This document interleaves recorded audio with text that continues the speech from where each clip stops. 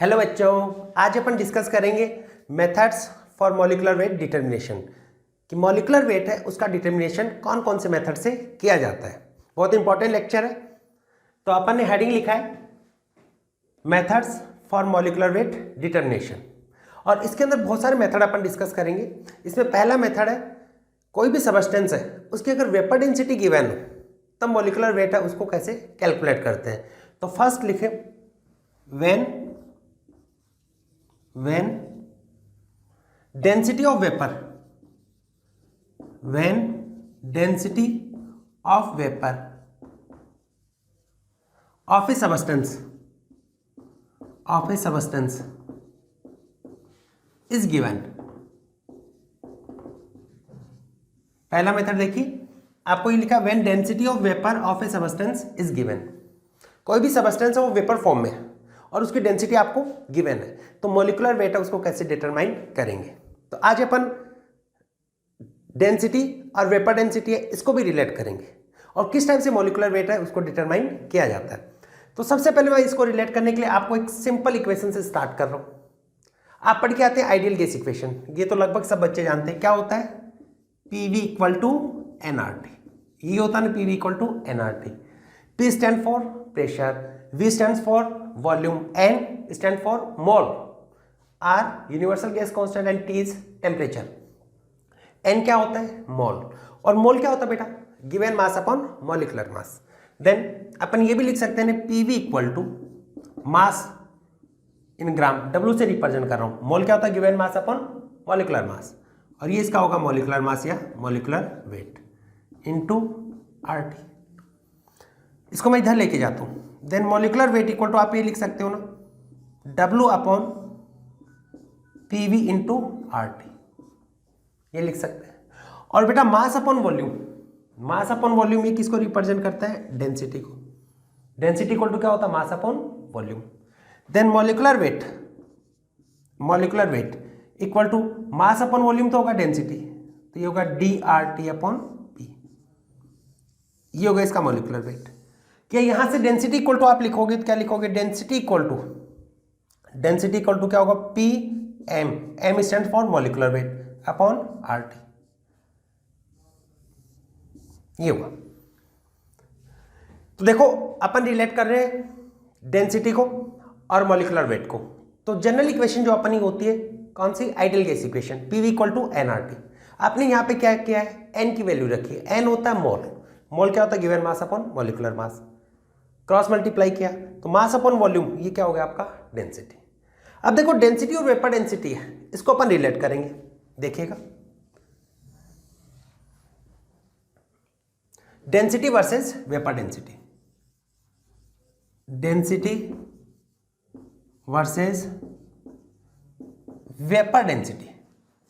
Density और vapour density इसको अपन relate करेंगे। देखो बेटा आप ये जानते हो डेंसिटी इक्वल टू क्या होता है? Mass upon volume. Density equal to होता है मास अपॉन वॉल्यूम, ये अपन जानते हैं। देखो यही तो किया, मास अपॉन वॉल्यूम, ये क्या होगा? अपनी नॉर्मल डेंसिटी। वेपर डेंसिटी है, मैं इसको VD से लिख रहा हूं। वेपर डेंसिटी होता है एक रिलेटिव टर्म होती है।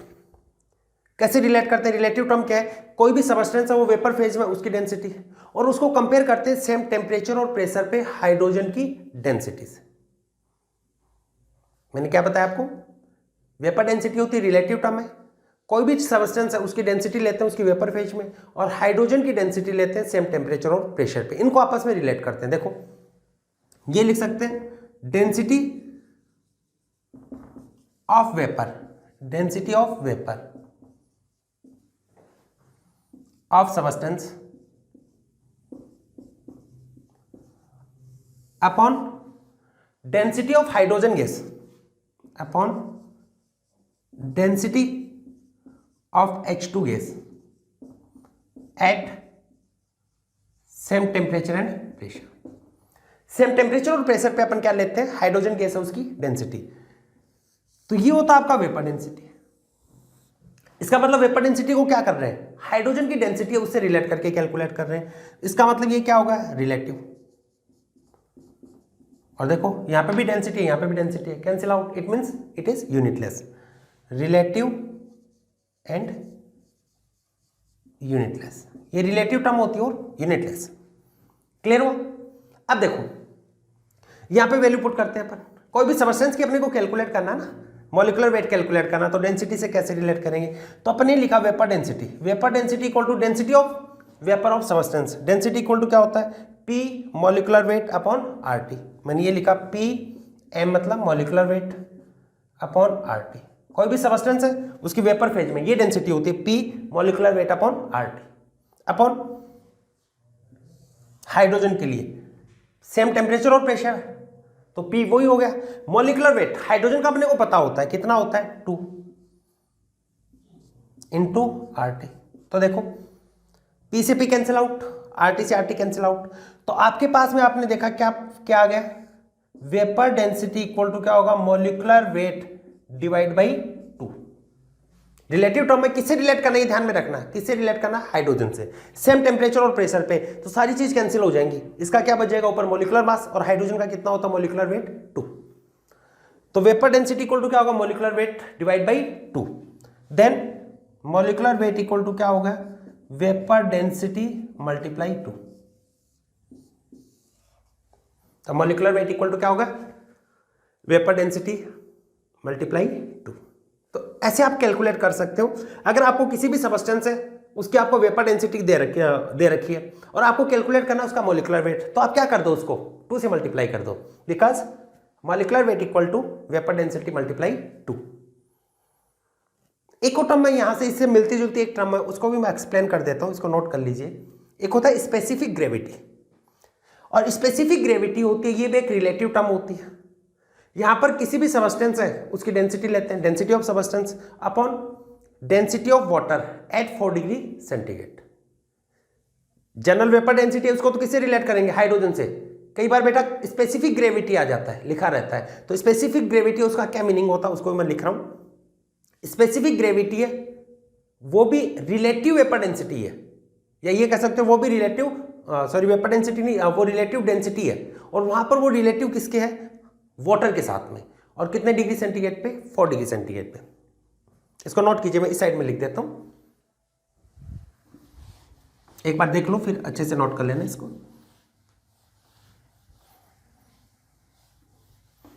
लिखेंगे specific gravity, specific gravity.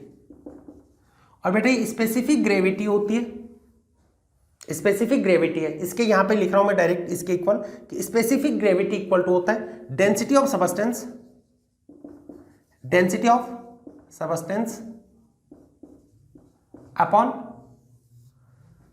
Density of water, upon density of water at 4 degree centigrade. Density of substance upon density of water at 4 degree centigrade. और बेटा आपको वाटर की डेंसिटी बताई 4 डिग्री सेंटीग्रेड पे होती है 1 ग्राम पर एमएल।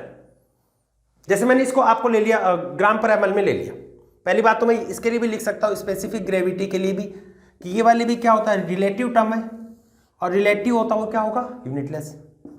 ये भी क्या होगा? Relative and unitless.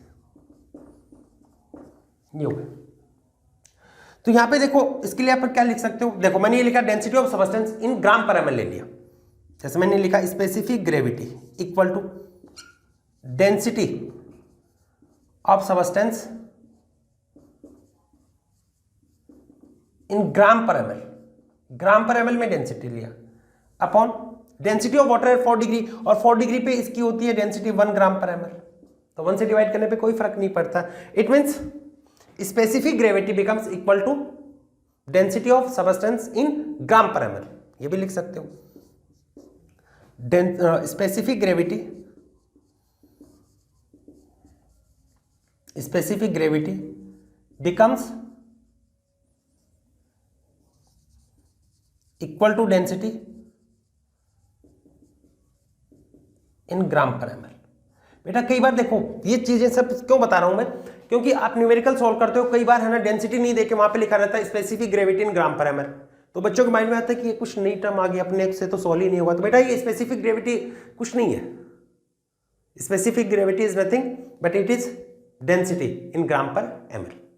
ठीक है, तो आपको दो टर्म यहाँ पे बताइए, कौन कौन सी टर्म बताइए, एक तो वेपर डेंसिटी, दूसरा स्पेसिफिक ग्रेविटी। ये तो बेटा स्पेसिफिक ग्रेविटी तो ऐसे बता दिया कि डेंसिटी है, कई बार उसकी जगह क्या लिखा रहता है, स्पेसिफिक ग्रेविटी, तो ये पता होना चाहिए कि होती क्या। तो अपन पढ़ रहे हैं मॉलिक्यूलर वेट डिटर्मिनेशन के मेथड, जिसमें फर्स्ट कोई भी सबस्टेंस है उसकी वेपर फेज में डेंसिटी गिवन हो, तो आपका क्या होगा, मॉलिक्यूलर मास क्या होता है, मॉलिक्यूलर वेट, और मॉलिक्यूलर मास इक्वल टू होता है 2 इंटू वेपर डेंसिटी। नोट कीजिए इसको, नोट कर लिया। और मेथड बताते हैं। पहला मेथड, जब आपको वेपर डेंसिटी गिवन हो तो डायरेक्ट फॉर्मूला क्या बना आपका, मॉलिक्यूलर वेट इक्वल टू क्या हुआ, 2 इंटू वेपर डेंसिटी। अब देखो सेकेंड मेथड बताते हैं कि कोई भी आपको एलिमेंट है, उसके अगर आपको स्पेसिफिक हीट गिवन हो तब वहां पर उसका एटॉमिक वेट है उसको कैसे कैलकुलेट करना है।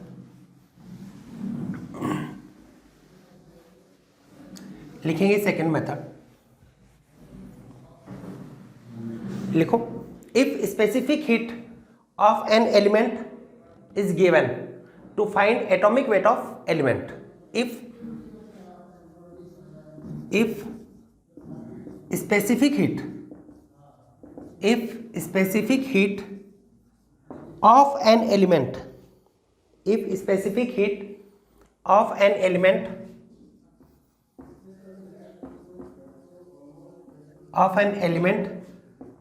is given to find atomic weight of element.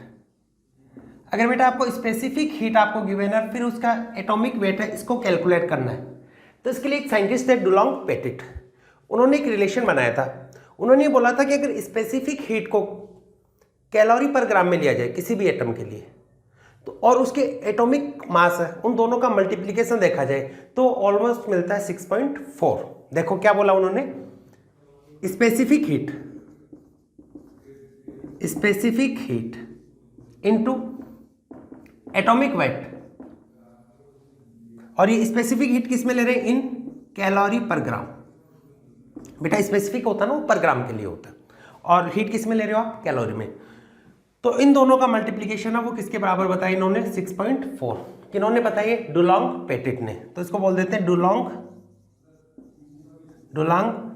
Petit law, Dulong petit law बोल देते हैं। तो डुलोंग पेटिट ने क्या बताया था कि स्पेसिफिक हीट और एटॉमिक वेट इन दोनों का मल्टीप्लीकेशन किसके बराबर होता है, 6.4। तो यहां से आप कैलकुलेट करते हो एटॉमिक वेट, और वो एटॉमिक वेट अप्रोक्स आता है आपका, अप्रोक्स आता है, और वो अप्रोक्स आता है 6.4 डिवाइड बाई स्पेसिफिक हीट। तो जब भी आपको स्पेसिफिक हीट आपको गिवन हो और आपको कैलकुलेट करना हो एटॉमिक वेट, तो आप क्या करोगे, 6.4 डिवाइड बाई स्पेसिफिक हीट। लेकिन मैं फिर बोल रहा हूं, ये वाला जो एटॉमिक वेट होगा वो क्या होगा, अप्रोक्स। इसको एग्जैक्ट कैलकुलेट करने का भी एक मेथड होता है, उसके लिए आपको इक्विवेलेंट वेट है उसका पता होना चाहिए। बेटा एक वर्ड होता है, जैसे एटॉमिक वेट होता है ना, वैसे ही होता है इक्विवेलेंट वेट, जैसे एटॉमिक मास वैसे इक्विवेलेंस मास ही बोल देते हैं। इसको मैं एक सेपरेट लेक्चर बना के इसको बहुत डिटेल में अपन पढ़ेंगे। यहाँ पर थोड़ा सा काम में आएगा, वहाँ पे एक चीज़ ध्यान में रख लेना है कि इक्विवेलेंट वेट और एटॉमिक वेट है उसमें एक रिलेशन होता है। इक्विवेलेंट वेट इक्वल टू होता है atomic weight upon valency factor. क्या बोला, इक्विवेलेंट वेट इक्वल टू होता है atomic weight upon valency factor.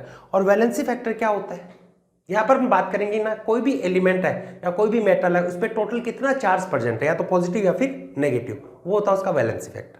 कैसे कैलकुलेट करना है पूरा डिटेल में अपन देखेंगे। यहाँ पर बेटा इक्विवेलेंट वेट है उसके बारे में थोड़ा सी चीज़ बताऊंगा मैं, बाकी इसके लिए मैं अलग से लेक्चर बनाऊंगा, ठीक है। तो यहाँ पे सिर्फ आपको ये बताया कि एटॉमिक वेट कैलकुलेट करना हो, स्पेसिफिक हीट गिवन हो, तो दोनों का मल्टीप्लीकेशन किसके बराबर होता है, 6.4। और यहाँ से जो एटॉमिक वेट आता है वो अप्रोक्सीमेट एटॉमिक वेट आता है। देखो एक क्वेश्चन से मैं इसको रिलेट कर रहा हूँ, क्वेश्चन लिखेंगे अपन, लिखो specific heat of an element. Question लिखिएगा, क्वेश्चन से ज्यादा क्लियर होगा बेटा।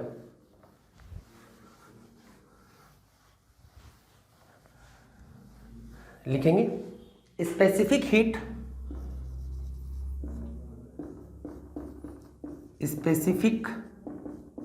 Heat of an element is 0.11 gram calorie पर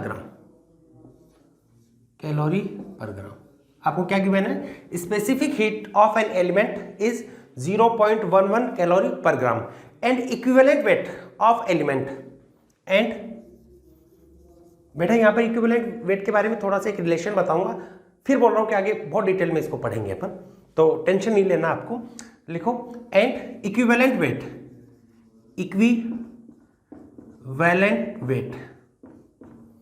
ऑफ एलिमेंट इज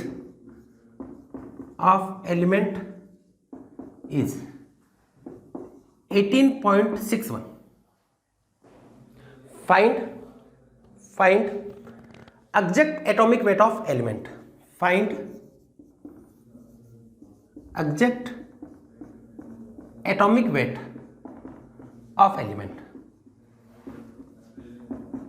देखो आपको क्या दे रखा है, क्या पूछा जाएगा।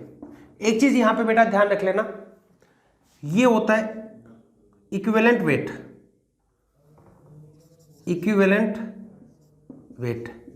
इक्वल टू होता है atomic weight upon valency factor.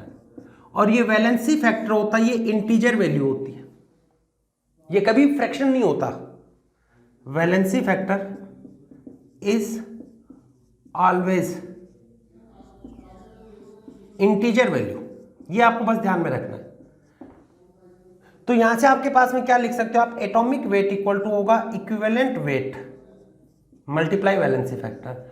और इस रिलेशन से जो आपके पास में एटॉमिक वेट आता है वो क्या होता है? आपका एग्जैक्ट एटॉमिक वेट होता है। एक बार फिर से रिलेट कर रहे हैं, देखिएगा, ज्यादा टेंशन मत लेना, आगे फिर से आएगा, बस एक रिलेशन याद रख लेना। क्या होता है? इक्विवेलेंट वेट इक्वल टू होता है atomic weight upon valency factor, या ये लिख सकते हो एटॉमिक वेट इक्वल टू होता है इक्विवेलेंट इनटू वैलेंसी फैक्टर। और वैलेंसी फैक्टर होता है वो एक इंटीजर वैल्यू होती है, और इनके ये जो मल्टीप्लीकेशन से जो आता है मास, वो एग्जैक्ट एटॉमिक मास होता है। क्लियर हुआ? अब देखो आगे, यहां पर आपको क्या गिवन है? अलग पेन ले लेता हूं मैं। देखो यहां पर आपको स्पेसिफिक हीट गिवन है,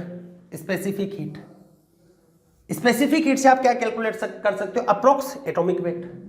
दूसरा आपको क्या गिवन है? Equivalent weight.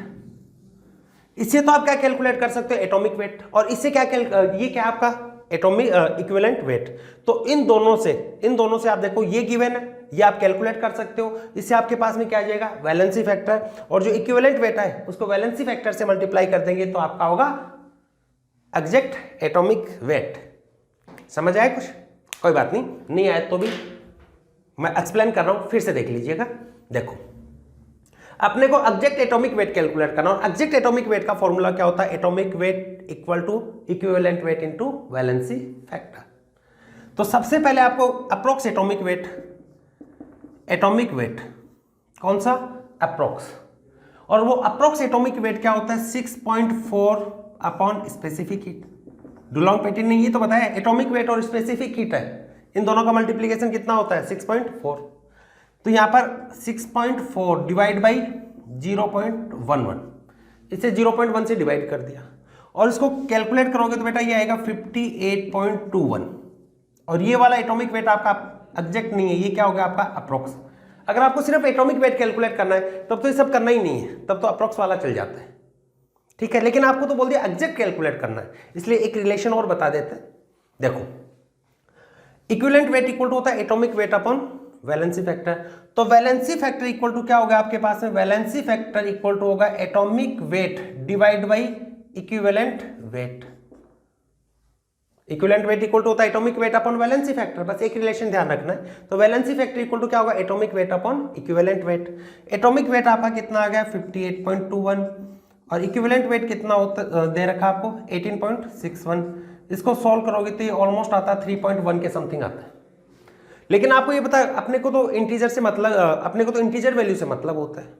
तो यहां पर इंटीजर कितना हो गया? 3। तो इसका वैलेंसी फैक्टर आप 3.1 नहीं लोगे, वैलेंसी फैक्टर कितना हो गया आपका? 3। तो इससे आपके पास में क्या होगा? एग्जैक्ट एटॉमिक वेट आ जाएगा। क्या होगा? एटॉमिक वेट इक्वल टू होगा equivalent weight into valency factor. Equivalent weight आपके पास में 18.61, वैलेंसी फैक्टर आपके पास में कितना आ गया 3, मल्टीप्लाई करो 3,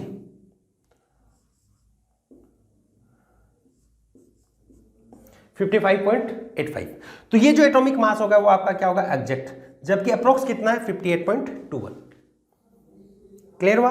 तो बेटा डुलोंग पेटिट ने क्या बोला था कि एटॉमिक मास और स्पेसिफिक हीट जब वो किसमें गिवन हो कैलोरी पर ग्राम में, दोनों का मल्टीप्लिकेशन कितना होता है 6.4, लेकिन इससे जो एटॉमिक मास आएगा वो क्या होगा आपका अप्रोक्स। एग्जैक्ट कैलकुलेट करना तो उसको किससे मल्टीप्लाई करना होगा, उसको किससे रिलेट करना होगा इक्विवेलेंट वेट से। अब एग्जैक्ट होता है एटॉमिक वेट इक्वल टू होता है equivalent weight into valency factor. तो इक्विवेलेंट वेट ये आपको गिवन मिलेगा multiply by valency factor. Valency factor कैसे आएगा, ये रिलेशन है, एक बार इस रिलेशन को याद कर लेना बस। इसके बाद के जो लेक्चर आएंगे उसके अंदर इसको डिटेल में लेंगे अपन, ठीक है? नोट कीजिए, नोट कर लीजिए इसको, कर लिया? जनाब घर आ जाऊं, नोट किया? ओके, मिटा दें, मिटा दें। चलो थर्ड मेथड और बताते हैं, देखिएगा, बस आप इसकी प्रैक्टिस करते रहिएगा। देखिए, देखो नेक्स्ट है मेटल क्लोराइड मेथड। थर्ड है मेटल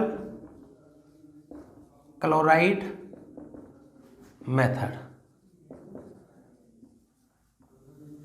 मेटल क्लोराइड मेथड सबसे पहले ये वाला मेथड कब यूज में लेना है, देखो अपन कैलकुलेट कर रहे हैं एटॉमिक वेट या मॉलिक्यूलर वेट। पहला मेथड कब यूज में लेना था, जब वेपर डेंसिटी गिवन हो। दूसरा, जब स्पेसिफिक हीट गिवन हो। ये कब काम में लेना है, ये बेटा कब काम में लोगे, जब मेटल क्लोराइड में मेटल है उसका इक्विवेलेंट वेट गिवन हो। क्या हो, equivalent weight of metal given हो, और पूरे मेटल क्लोराइड है उसका मॉलिक्यूलर वेट गिवन हो, और उसके अंदर जो मेटल है या कोई ये जो एलिमेंट है इसका आपको एटॉमिक मास कैलकुलेट करना हो, तब इस क्या काम में लोगे मेटल क्लोराइड। देखो कब काम में लेना है, if equivalent weight of metal and molecular weight of its chloride यानी metal chloride are given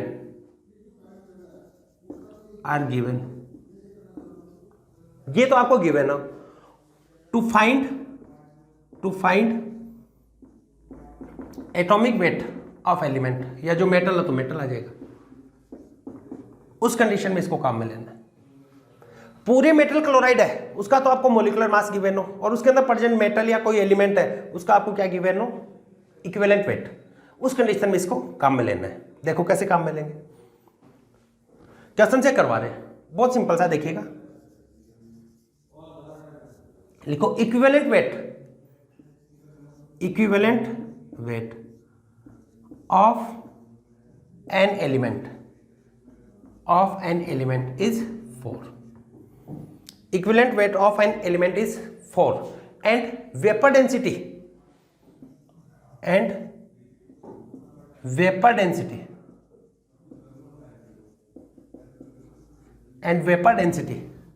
of its chloride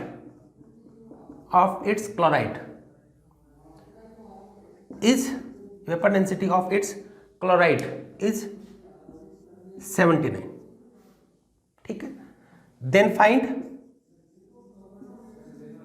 find atomic weight of element। उस एलिमेंट है उसका एटॉमिक वेट है उसको फाइंड करना। देखो क्या दे रखा, आपको क्या बताइए मेथड कब काम में लेना है, जब एलिमेंट या मेटल है उसका इक्विवेलेंट वेट गिवन हो और पूरे मेटल क्लोराइड है उसका मॉलिक्यूलर मास गिवन हो, उस कंडीशन में इसको काम में लेना है। देखेंगे कैसे लेंगे। देखो मेटल क्लोराइड क्या होता है, सबसे पहले इसका फॉर्मेशन बता रहे हैं। मेटल है, इस पे पॉजिटिव चार्ज है, अब अपने को नहीं पता कितना है, जैसे फर्स्ट ग्रुप का होता है तो 1 होता है, सेकंड का 2 होता है, अलग अलग चार्ज हो सकते हैं। लेकिन क्लोराइड के ऊपर अपन जानते हैं कितना चार्ज होता है, माइनस। कोई भी ऐसे कंपाउंड उसका फॉर्मूला कैसे बनाते हो आप, ये जो इस पे चार्ज है पॉजिटिव और नेगेटिव, उसकी क्रॉस मल्टीप्लीकेशन से क्या बनेगा, MClN, ये बनेगा। तो टोटल चार्ज किसके बराबर होगा, प्लस n के बराबर होगा, n के बराबर टोटल चार्ज होगा। और किसी भी एलिमेंट पे जो चार्ज होता है ना, टोटल चार्ज कंपाउंड में, या वो पॉजिटिव हो चाहे नेगेटिव, वो उसका क्या होता है, वैलेंसी फैक्टर। ये ध्यान रखना है एक बार आपको, ये बना लिया, ये आपका होगा मेटल क्लोराइड। देखो इसका पूरा मॉलिक्यूलर मास देखो मैं, मेटल क्लोराइड है, इसका मॉलिक्यूलर मास किसके बराबर होगा, मेटल के एटॉमिक मास, और क्लोराइड है, एन क्लोराइड है, उनके एटॉमिक मास का सम होगा। तो आप ये लिख सकते हो ना, molecular weight of MClN, molecular weight of metal chloride equal to atomic weight of metal plus atomic weight of chlorine multiply n, और क्लोरीन का कितना होता है, एक का 35.5, n क्लोरीन है, देन मल्टीप्लाई n। क्लियर है। आगे देखो मॉलिक्यूलर वेट, यहां पर तो आपको क्या दे रखी है, मेटल क्लोराइड, इसकी वेपर डेंसिटी गिवन है, तो मॉलिक्यूलर वेट इक्वल टू क्या होता है, 2 इंटू वेपर डेंसिटी। तो 2 इंटू वेपर डेंसिटी, ये तो इसका क्या होगा, molecular mass, equal to atomic weight of metal. आपको एटॉमिक वेट गिवन ही नहीं है मेटल, इसका क्या गिवन होता है, इक्विवेलेंट वेट। लेकिन आप ये जानते हो एटॉमिक वेट इक्वल टू क्या होता है, equivalent weight multiply valency factor. Equivalent weight कितना है, 4, वैलेंसी फैक्टर कितना है, इस पे ये जो चार्ज है ना टोटल, ये वैलेंसी फैक्टर होता है n प्लस 35.5 n। तो कितना होगा, 2 इंटू 79 लिख लेता हूँ इसको मैं, कितना होगा 39.5 n। Then value of n कितना हो गया, 2 इंटू 79 अपॉन 39.5, कैंसिल आउट 2 2 जा 4। तो इसका वैलेंसी फैक्टर कितना हो गया आपके पास में, 4। और आपको क्या कैलकुलेट करना है, एटम है या जो एलिमेंट है उसका एटॉमिक वेट। तो एटॉमिक वेट इक्वल टू क्या होता है, equivalent weight multiply valency factor. Equivalent weight कितना आपके पास में इसका गिवन है, कितना गिवन है, 4 गिवन है। वैलेंसी फैक्टर भी कितना आ गया, 4, तो कितना हो गया 16 ग्राम पर मोल, ये इसका एटॉमिक मास होगा। अपने कुछ नहीं किया है, बहुत सिंपल सा है, मेटल है, सबसे पहले ये ध्यान में रखना मेटल क्लोराइड कहीं पर लिखा हो वहां पर ये मेथड काम में लेना है। टोटल का आपको एटॉमिक मास होगा, टोटल का मास किसके बराबर होगा, उसमें एटम जितने प्रेजेंट होते हैं उसके एटॉमिक मास का सम। क्लोरीन का आप जानते हो कितना होता है 35.5, ये n वो कितना भी हो सकता है, जैसे यहाँ पे कितना आ गया 4 आ गया, तो अगर फॉर्मूला भी पूछा जाए तो क्या होगा MCl4, ये इसका फॉर्मूला होगा। तो यहाँ पे इस n की वैल्यू कैलकुलेट करनी है, और आपको यहाँ पर जो भी मेटल होगा उसका इक्विवेलेंट वेट गिवन होगा, तो equivalent weight multiply valency factor, ये तो एटॉमिक वेट होता है, इसे n की वैल्यू कैलकुलेट कर लो, और जो भी इक्विवेलेंट वेट गिवन है उससे मल्टीप्लाई कर दोगे तो उसका क्या होगा, एटॉमिक वेट। नोट कीजिए, फिर से बोल रहे हैं ये मेथड कब लगाओगे, जब मेटल क्लोराइड है उसका तो मॉलिक्यूलर मास गिवन हो और उसमें प्रेजेंट जो मेटल है उसका इक्विवेलेंट वेट है वो गिवन हो, तो सम कर दो बस इसका, इसे n की वैल्यू निकाल लो, और जो भी आपके पास में इक्विवेलेंट वेट है उससे इसका वैलेंसी फैक्टर को मल्टीप्लाई कर दो, उसका एटॉमिक वेट आ जाएगा। ठीक है,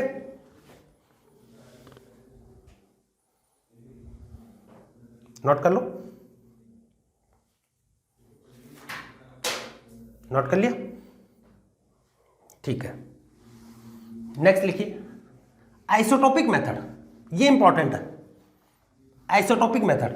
यहां पर बेटा इक्विवेलेंट वेट आ रहे हैं तो कई बच्चे कंफ्यूज होंगे, कंफ्यूज नहीं होना है, अपन इसके बाद में लेक्चर बनाएंगे इक्विवेलेंट वेट का, वहां पर एक बार फिर से डिटेल में इसको डिस्कस करेंगे। जब इसके बारे में सारी चीज क्रिस्टल क्लियर हो जाएंगे तब ये बहुत सिंपल सा हो जाएगा। और यहां पर तो बस एक ही फॉर्मूला ध्यान में रखना है कि एटॉमिक वेट इक्वल टू होता है equivalent weight into valency factor.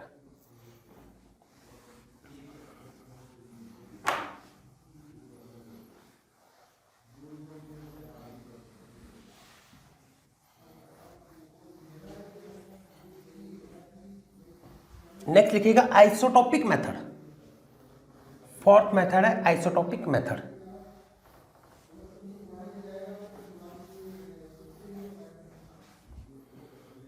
Next है फोर्थ नंबर है आइसोटोपिक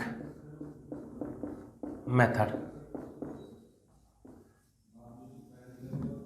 आइसोटोपिक मेथड, अब देखो आइसोटोप क्या होते हैं? एक एलिमेंट है उसकी डिफरेंट फॉर्म, जहां पर उसका एटॉमिक मास तो सेम होता है लेकिन उसका जेड तो सेम होता है, एटॉमिक नंबर तो सेम होता है लेकिन एटॉमिक मास डिफर होता है, उसको अपन क्या बोल देते हैं? आइसोटोप। आइसोटोप क्या होते हैं? जैसे एक एलिमेंट है उसको ऐसे रिप्रेजेंट कर रहे हैं, जहां पर उसका जेड तो सेम होगा, एटॉमिक नंबर तो सेम होगा लेकिन एटॉमिक मास होंगे वो क्या होंगे? डिफर। उसको अपन क्या बोल देंगे? आइसोटोप। अगर डिफरेंट आइसोटोप दे रखा हो और उसका एवरेज एटॉमिक मास कैलकुलेट करना है तो ये वाला मेथड लगाते हैं। देखो, if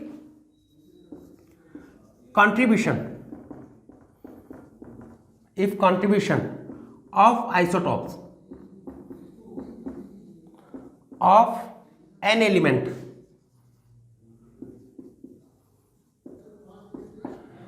are given to find average atomic mass of element, to find average atomic mass of element।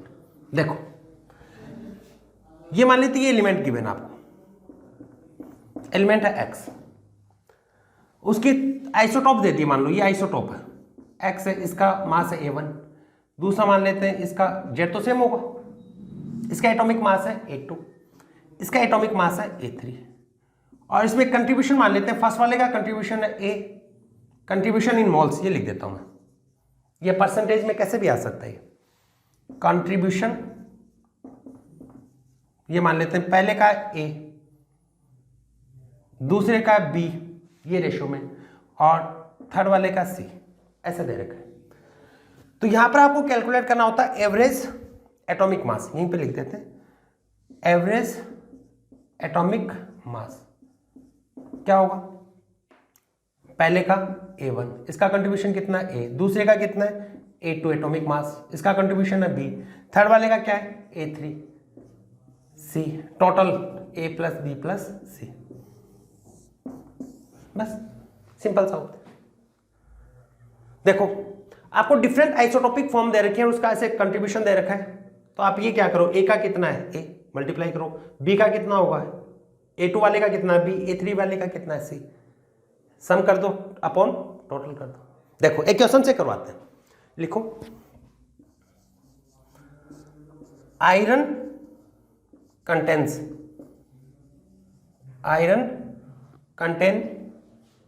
5% Fe54, 15% Fe55 and 80% Fe56। Find the average atomic mass, find the average atomic weight of Fe। Average atomic mass उसको calculate करना। तो जब भी ऐसी percentage दे रखा हो तो आपको क्या करना है, ये वाला मेथड लगा देना है। तो आइसोटोपिक मेथड में अपन ने क्या किया, average atomic weight, average atomic mass क्या करोगे, Fe54 इसका कितना परसेंट है 5 मल्टीप्लाई 54, 15 मल्टीप्लाई 55 और 80 मल्टीप्लाई 56 कितना होगा 100। सॉल्व कर लो इसको, कितना होगा 5 4 जा 20 0 2 27, 15 मल्टीप्लाई 5 75 और 7 82, इसको मल्टीप्लाई करो 8 4 4 डिवाइड बाई 100, ये हो गया। अब इनको सबको सम कर दो, कितना आ रहा है 5 5575 डिवाइड बाई 100 तो कितना होगा 55.75। ये एवरेज एटॉमिक मास। ठीक है, तो बेटा अभी आपको 4 मेथड बताए, कौन कौन से। वेपर डेंसिटी आपको गिवन होती है तब मॉलिक्यूलर वेट इक्वल टू होता है 2 into vapour density. Specific heat आपको गिवन है तब डुलोंग पेटिट मेथड है उसको लगाना है। क्या था, एटॉमिक वेट और स्पेसिफिक हीट दोनों का मल्टीप्लीकेशन 6.4 होगा। लेकिन यहां से कैसे एटॉमिक मास आएगा, अप्रोक्स। एग्जैक्ट कैलकुलेट करना हो तो वैलेंसी फैक्टर कैलकुलेट करो, और फिर होता है एटॉमिक वेट इक्वल टू होता है इक्विवेलेंट इनटू वैलेंसी फैक्टर, वहां से एग्जैक्ट आएगा। फिर उसके बाद में अपन ने third method, metal chloride given हो और उसका टोटल का तो मोलिकुलर मास हो, उसमें प्रेजेंट मेटल है उसका इक्विवेलेंट वेट हो, तो अपन क्या करते हैं उसे वैलेंसी फैक्टर कैलकुलेट करते हैं। फिर इक्विवेलेंट वेट है उसको वैलेंसी फैक्टर से मल्टीप्लाई कर देते हैं तो उसका एटॉमिक वेट आ जाता है। Third isotopic method. आइसोटोप क्या होते हैं, एलिमेंट की डिफरेंट फॉर्म जहां पर एटॉमिक नंबर तो सेम होता है लेकिन एटॉमिक मास डिफर होता है, तो वहां पर किसका कितना कंट्रीब्यूशन है, जिसका जितना कंट्रीब्यूशन है उसको उससे मल्टीप्लाई कर दो अपॉन टोटल कर दो। तो ये था आपका आइसोटोपिक मेथड। नेक्स्ट मेथड है ग्राम्स। नेक्स्ट मेथड है ग्राम्स डिफ्यूजन मेथड या ग्राम डिफ्यूजन मेथड भी बोल देते हैं। ग्राम डिफ्यूजन मेथड।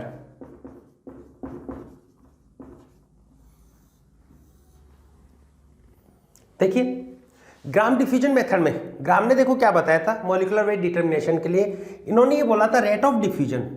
देखिएगा इनका रेट ऑफ डिफ्यूजन, डिफ्यूजन की जो रेट है वो इनवर्सली प्रोपोर्शनल होती है रूट मॉलिक्यूलर मास, यानी मॉलिक्यूलर वेट का जो रूट होता है वो उसकी डिफ्यूजन की रेट है उसके इनवर्सली प्रोपोर्शनल होता है।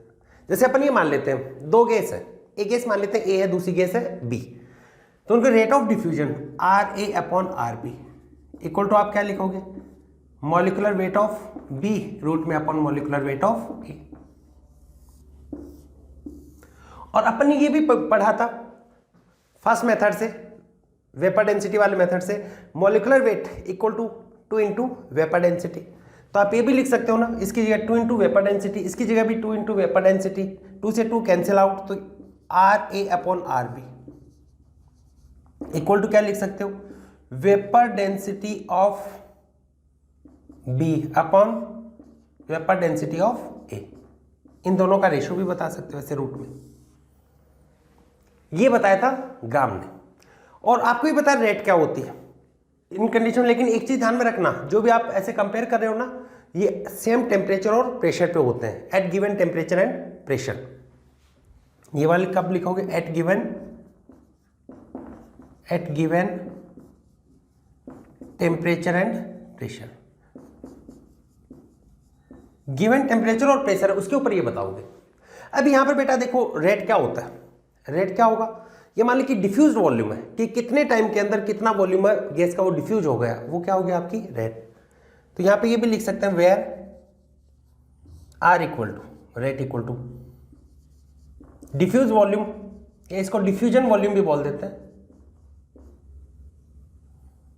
Diffusion volume upon taken time, उस डिफ्यूजन में कितना टाइम लगा है, time taken in diffusion, time taken in diffusion,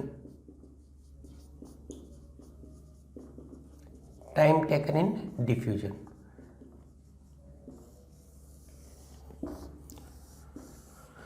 तो यहां पर रेट क्या होगा, diffusion volume upon time taken in diffusion, ये होता है रेट, यानी कितने टाइम के अंदर कितना चेंज हो गया वो क्या कहलाती है उसकी रेट होगी। तो बेटा ग्राम्स डिफ्यूजन मेथड है, इसमें इन्होंने क्या बोला कि रेट ऑफ डिफ्यूजन होती है वो मॉलिक्यूलर मास है उसके रूट के इनवर्स होती है, और वही आप क्या लिख सकते हो वेपर डेंसिटी के लिए, क्योंकि अपन ये पढ़ा था मॉलिक्यूलर वेट और वेपर डेंसिटी के अंदर मॉलिक्यूलर वेट इक्वल टू होता है 2 इंटू वेपर डेंसिटी। अब देखिए यहाँ पे किस टाइप की क्वेश्चन बनते हैं ये बता देते हैं आपको, एक क्वेश्चन भी यहाँ पे साथ में मैं करवा देता हूँ, ये रिलेशन याद रखना है बस आपको। लिखो rate of diffusion of gas A, rate of diffusion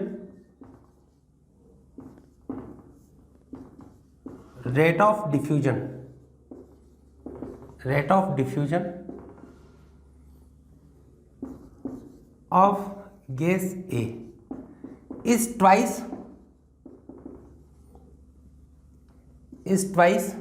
rate of diffusion of sulfur dioxide is twice than SO2 is twice than SO2 ये मान लेते हैं। rate of diffusion of gas A is twice than sulfur dioxide, find molecular weight of A। ये है इसका molecular weight, आपको calculate करना। देखिएगा रेट ऑफ डिफ्यूजन क्या रिलेशन होता है, जैसे मैंने लिखा rate of diffusion of A, तो क्या होगा R A upon rate of diffusion of sulphur dioxide. क्या हुआ, ये किसके बराबर होगा, molecular mass of sulphur dioxide upon molecular weight of A. ये हुआ क्वेश्चन में। यहां पे आपको क्या दे रखा है, rate of diffusion of A is twice than rate of diffusion of SO2। तो यहां पे बेटा आप क्या लिखोगे, यहां पे ये तो आना आर ए है, ये ट्वाइस है किससे, SO2 से, तो 2 इंटू आर SO2, ये भी तो लिख सकते हो। ये तो है ना क्वेश्चन के अकॉर्डिंग, डिफ्यूजन की रेट है ए की, वो इसकी कंपैरिजन में कितना है 2 टाइम, तो इसी से तो ये वाला रिलेशन बनेगा। तो R A upon R SO2 equal to कितना हो गया 2, इक्वल टू मॉलिक्यूलर मास का रेशियो ये हो गया। सल्फर डाइऑक्साइड है, उसका मॉलिक्यूलर मास कितना होगा, देखो एक सल्फर का कितना होता है 32, एक ऑक्सीजन का कितना होता है 16, 2 ऑक्सीजन है तो कितना होगा 32, सल्फर का 32, O2 का 32, कितना हुआ 64 अपॉन MA। क्लियर हुआ। आप इसका रूट हटाओगे तो सामने वाली टर्म उसका स्क्वायर कर दो, क्या बनेगा 64 upon molecular mass of A equal to कितना हुआ 4। Then molecular mass of A equal to क्या हो 64 डिवाइड बाई 4, तो कितना होगा 16 ग्राम पर मोल। इस टाइप के क्वेश्चन पूछे जाते हैं। एक बार फिर से मैं एक्सप्लेन कर देता हूं। ग्राम्स डिफ्यूजन मेथड है, इसमें इन्होंने क्या बोला, ग्राम्स ने ये बताया कि कोई भी गैस है उसकी डिफ्यूजन की रेट होती है उसके मॉलिक्यूलर मास के रूट की इनवर्स होती है। ठीक है, तो रेशियो में लिखोगे तो R A upon R B क्या होगा, molecular mass of B upon molecular mass of A. वही रेशियो क्या होगा, वेपर डेंसिटी, बिकॉज अपन जानते हैं मॉलिक्यूलर मास इक्वल टू होता है 2 इंटू वेपर डेंसिटी, 2 से 2 cancel out, then vapour density का रेशियो भी बोल सकते हो। और रियल में रेट क्या होती है कि कितने टाइम में कितना सब्सटेंस है वो डिफ्यूज कर गया, कितनी गैस है वो डिफ्यूज कर गई, वो क्या होगा रेट ऑफ डिफ्यूजन। क्लियर है। तो ये आपका 5th मेथड था ग्राम्स डिफ्यूजन मेथड, नोट कीजिए इसको। उसके बाद में एक बहुत इंपॉर्टेंट मेथड अपन पढ़ेंगे जिसका नाम होता है विक्टर मेयर मेथड। नेक्स्ट पढ़ेंगे विक्टर मेयर मेथड, और इसको थोड़ा सा प्रैक्टिकली समझने की जरूरी है। हालांकि लेबोरेटरी के अंदर होते हैं चीज, लेकिन अपन थ्योरेटिकली समझने की कोशिश करते हैं। ऐसा नहीं, बहुत सिंपल सा है, लास्ट में एक फॉर्मूले से बताएंगे, सब चीजें क्लियर हो जाएंगी। नोट कर लिया, okay.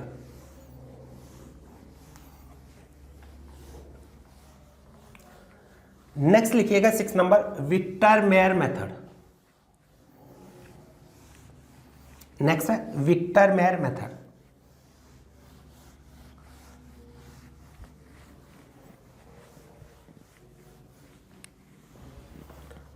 Six number Victor Meyer method.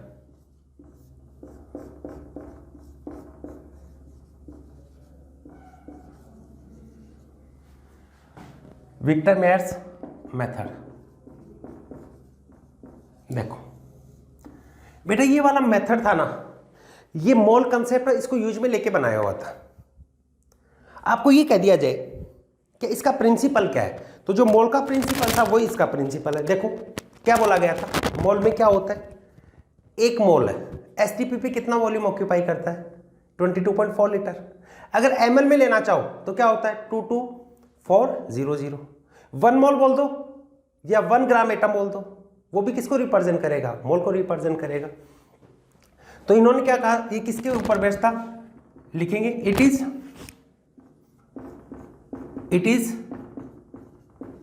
Based upon the principle, ये लिख देता हूं, based upon the principle that 1 gram atom of a substance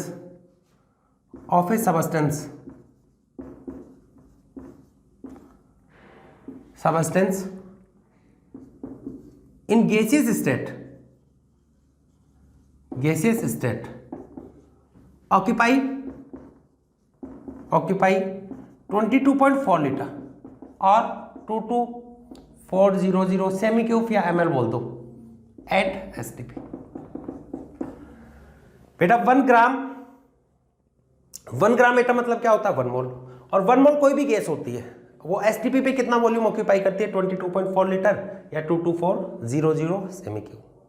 अब आपसे ये पूछा जाता है ये वाला मेथड किसके लिए वैलिड होगा, उसी के लिए वैलिड होगा जो किस फॉर्म में चली जाए, गैस के फॉर्म में।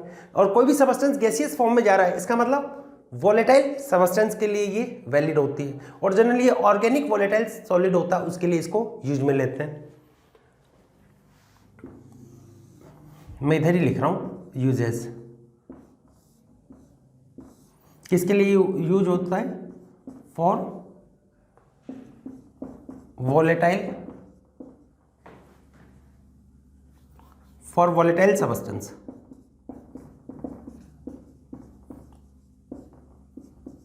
It is use for volatile substance. ये वोलेटाइल सबस्टेंस है इसके लिए यूज होता है, इनको आपको ध्यान में रखना है।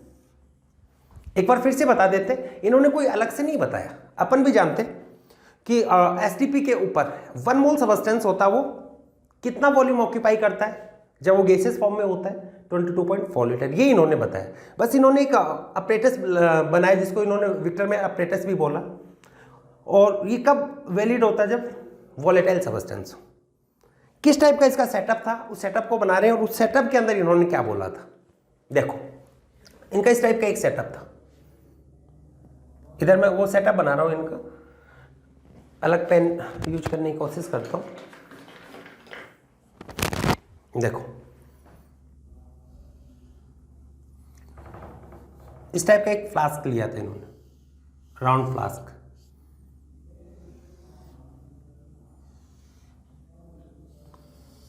इस टाइप का एक राउंड फ्लास्क लिया,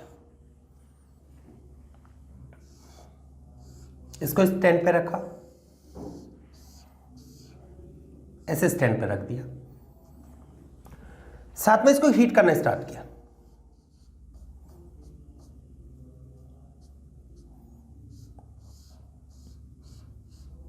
इसको हीट किया,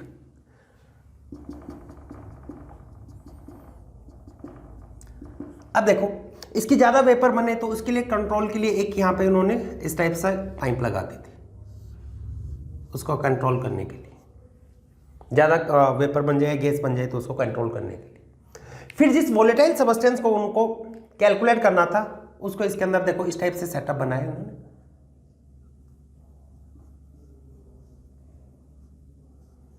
इस टाइप का एक सेटअप बनाया, ये कॉपर जैकेट था।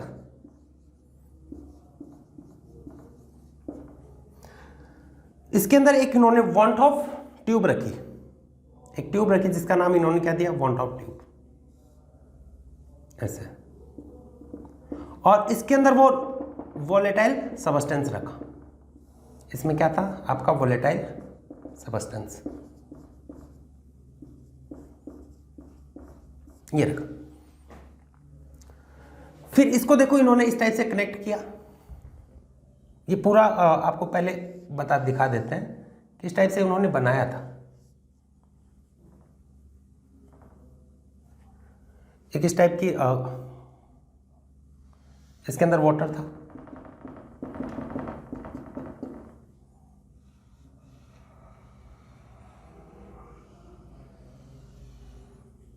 इस पे मार्किंग लगी हुई थी।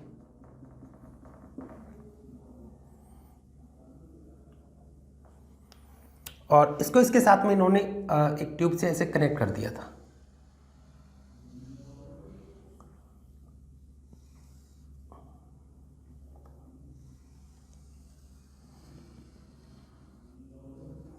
ऐसे बना, और इसमें वाटर प्रेजेंट था। देखो ये अपरेटस था, विक्टर मेयर अपरेटस ये था। आपको क्या करना है, इसके अंदर ये वोलेटाइल सब्सटेंस रखा हुआ ना, इसका मॉलिक्यूलर मास कैलकुलेट करना है। कुछ नहीं, जो मोल कंसेप्ट की सिंपल थ्योरी थी वही लगाई थी इन्होंने, उनका ही अपरेटस था, इस टाइप का एक माहौल बनाया था उन्होंने। हमें देखो क्या किया इसमें, इन्होंने क्या किया और क्या मेजर हुआ, वो सब चीज़ों को मैं बताता हूँ, देखिएगा बेटा। यहाँ पे जैसे ही इन्होंने इसको हीट किया, ये कॉपर जैकेट जैसे ही गर्म हुआ तो इसका ये वोलेटाइल होना स्टार्ट, वोलेटाइल सब्सटेंस है ना, तो ये वेपोराइज होना स्टार्ट हुआ और ये वेपर इस ट्यूब के थ्रू इसके अंदर जाना स्टार्ट हुआ, ऐसे बबल फॉर्म में ऐसे, और यहां पर आ गई ऐसे आ गई। दोबारा से बता रहे, जैसे जैसे ये वाली गैस ये वोलेटाइल है, जब ये वोलेटाइल है तो ये वेपोराइज होगा तो इसकी वेपर इसके थ्रू इसमें एंटर करेगी, इसमें जैसे इंटर करेगी तो यहाँ पर इसका प्रेशर बढ़ता जाएगा, तो जैसे जैसे इसमें इंटर करेगी वैसे वैसे ये वाटर इसका लेवल तो कम होता जाएगा, नीचे वाले वाटर इसका लेवल, इस कंटेनर के अंदर वाटर का लेवल बढ़ता जाएगा। क्लियर हुआ? क्योंकि बेटा इसके अंदर जैसे गैस आएगी तो प्रेशर लगाएगी, ये ऑक्यूपाई करेगी वॉल्यूम, तो ये क्या करेगा, इस वाटर को डिस्प्लेस करेगा। जब ये कंप्लीट वेपोराइज हो गया, ध्यान दीजिएगा, जब ये कंप्लीट वेपोराइज हो गया उस कंडीशन में क्या होगा, यहाँ पर कंप्लीट इसकी वेपर आ जाएगी।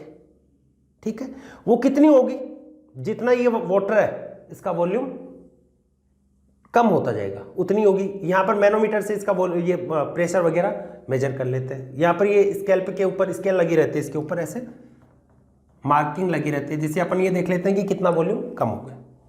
क्लियर हुआ? और इसके अंदर जो आपने वोलेटाइल सब्सटेंस लिया ना, उसका वेट अपने को नोन होता है पहले से, आप इसको वे करके फिर इसके अंदर डालते हैं, वेट उसका अपने को पता होता है। दोबारा से एक्सप्लेन कर रहे हैं, इस टाइप का एक सेटअप था। इस सेटअप में देखो बच्चों क्या किया, इस सेटअप के अंदर उन्होंने एक वोलेटाइल सब्सटेंस को रखा, इसको हीट दिया, इसको हीट देने पे क्या होगा, वेपोराइज होगा, वेपोराइज होकर इसके थ्रू इसके अंदर एंटर करेगा, तो ये जो गैस बबल आएंगे वो क्या करेंगे, इसके वॉल्यूम को रिड्यूस करेंगे, इसको वॉल्यूम को इसके आने के कारण इसका वॉल्यूम कम होता जाएगा, जिसको इस मार्किंग के थ्रू अपन मेजर कर लेते हैं। यहाँ पर वही तीन चीज को ध्यान में रखना, प्रेशर, वॉल्यूम और जैसे मैंने यहाँ पे ये लिख दिया, pressure P, volume V, P1 V1 T1, ये मान लिया मैंने। ठीक है, अब देखो बहुत अच्छा अपरेटस बनाया था इन्होंने, अब थोड़ा सा इसको समझने की कोशिश करना। अब ये प्रेशर देखो, यहाँ पे जो P1 क्या है, यहाँ पर डेवलप्ड प्रेशर है, ये प्रेशर किसके बराबर होगा, ये प्रेशर अकेला यहाँ से जो वेपर बनी है ना, यहाँ पर तो ये जो वेपर बनी वो तो ड्राई वेपर होगी, इसी के कारण नहीं, वाटर है इसका भी वेपर प्रेशर होगा। तो यहाँ पर ये जो P1 है वो टोटल प्रेशर है इसके अंदर, और वो टोटल प्रेशर क्या होगा, यहाँ पर ये P1 है, ये यहाँ पर इसका क्या होगा, P टोटल है, और वो टोटल प्रेशर क्या होगा, vapour pressure of water, pressure of water, या वेपर प्रेशर ऑफ वाटर भी बोल सकते हो, या इसी को अपन एक्वस टेंशन भी बोलते हैं, एक्वस टेंशन ये बोल देते हैं। प्लस इसके कारण जो आई है, इसके कारण जो वेपर आई है उसको मैं बोल देता हूं P ड्राई। दोबारा से एक्सप्लेन कर रहा हूं बेटा, यहां पर टोटल प्रेशर जो लग रहा है इसके अंदर जो प्रेशर है वो किसके बराबर होगा, वाटर की वेपर प्रेशर, और यहां से जो ड्राई है उसकी प्रेशर, इसको टोटल को आप मॉइस्ट प्रेशर भी बोल देते हो। मॉइस्ट में क्या हुआ, ड्राई है उसके साथ में वाटर, इसका वेपर प्रेशर, और वाटर वाले को अपन क्या नाम दे देते हैं, एक्वस टेंशन। क्लियर हुआ? तो यहां पर रियल में P1 की बात करें अपन, तो यहां पे जो आपको प्रेशर लेना होता है ना, वो मॉइस्ट का नहीं लेना होता है, आपको वाटर का थोड़ी ना कैलकुलेट करना है, आपको किसका कैलकुलेट करना है, इसका। इस वाला कौन सा होता है, ड्राई। तो आप यहां पे ये लिखोगे कि P ड्राई, जो ड्राई एयर है या जो ड्राई गैस है उसका प्रेशर किसके बराबर होगा, P total minus aqueous tension, इसके बराबर होगा, इसके इक्वल होगा। ठीक है, फिर से बता रहा हूं, यहां से बेटा जो गैस है बस इतना ही ध्यान में रखना है कि इसके अंदर जो प्रेशर होगा ना, इस वाले में जो मैनोमीटर से आप इसको मेजर करोगे तो वो प्रेशर किस किस का प्रेशर आएगा, वो अकेला इसके कारण जो वेपर बनी है ना उसका नहीं, उसमें वाटर वेपर भी इन्वॉल्व हो गया, जिसको अपन क्या बोल सकते हैं, एक्वस टेंशन। तो अपने को सिर्फ इसका चाहिए, तो टोटल में से ये माइनस कर दो, तो आपके पास में क्या होगा, जो इस ऑर्गेनिक सबस्टेंस है, जो वोलेटाइल सबस्टेंस है, उसके कारण प्रेशर आ जाएगा। क्लियर हुआ? आगे देखो, V1 क्या हो गया? पूरे इस कंटेनर का वॉल्यूम।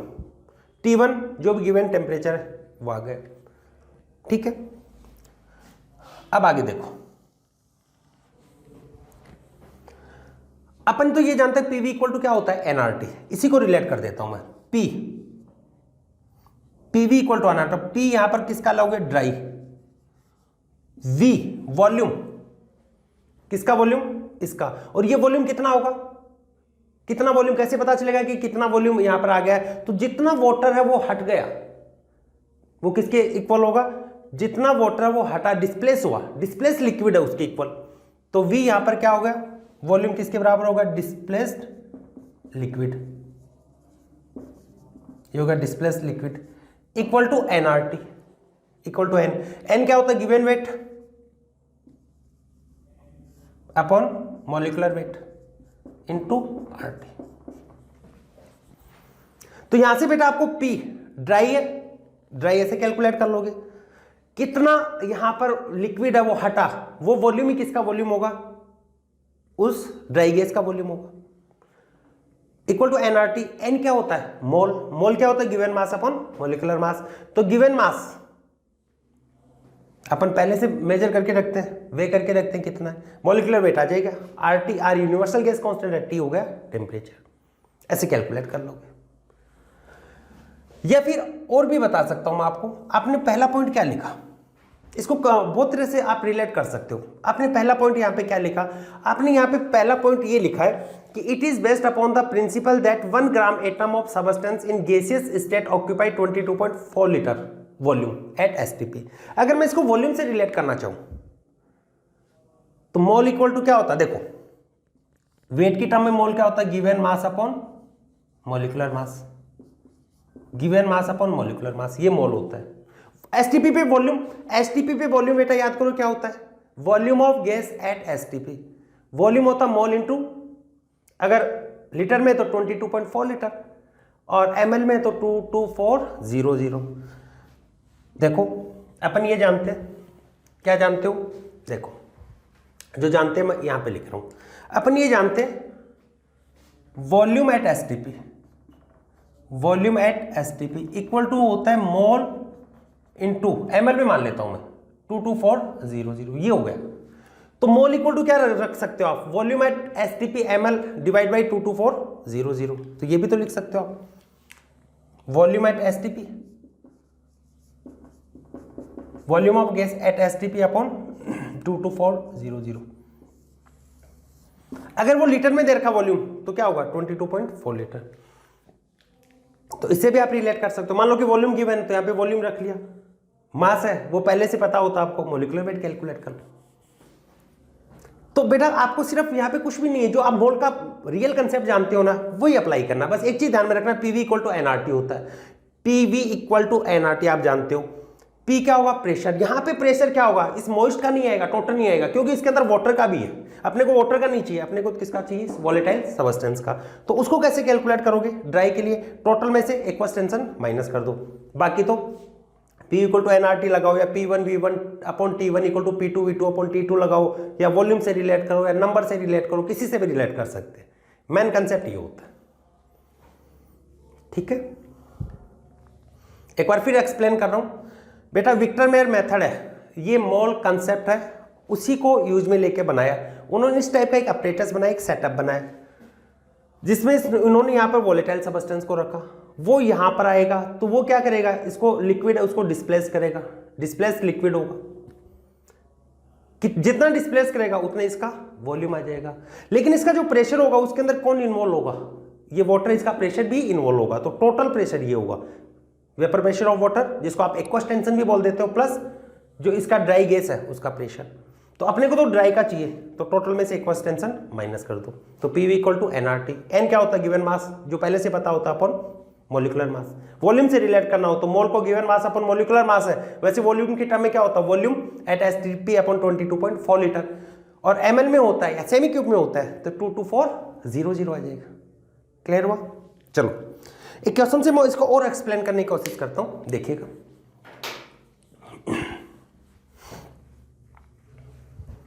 हालांकि बेटा एक चीज़ बता देते हैं, अभी तक नीट एग्जाम में ऐसे क्वेश्चन नहीं पूछे गए हैं, हालांकि फिर भी आपको पता होना चाहिए आपके सिलेबस में। हालांकि आईआईटी में ये बहुत बार पूछा जा चुका है इससे। वो ये मॉल कंसेप्ट ही लगाना आपको। देखो क्वेश्चन से करते हैं, नोट कर लिया ना इसको।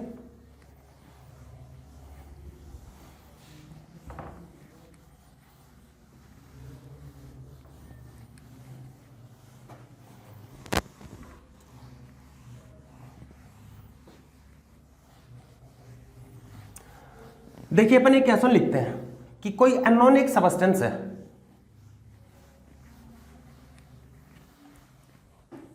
लिखो क्वेश्चन से समझाता हूं, लिखो N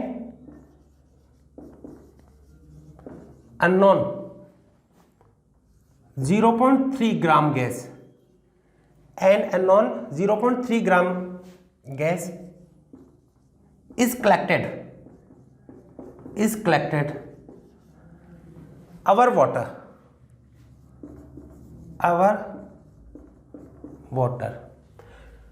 at 27 degree centigrade,